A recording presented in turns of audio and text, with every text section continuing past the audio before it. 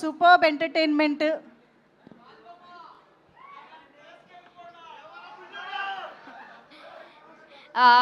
నేను చేసిన క్యారెక్టర్ మీ అందరికీ నచ్చిందా? నేను ఆ రోజు మిమ్మల్ని అందరినీ అడిగా, మీకు నచ్చుద్ది అనుకుంటున్నాను అన్నాను.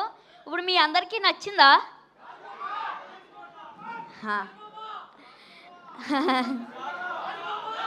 ఇంత మంచి సూపర్ డూపర్ హిట్ చేసిన తెలుగు ఆడియన్స్ అందరికీ నా థ్యాంక్ యూ సో మచ్.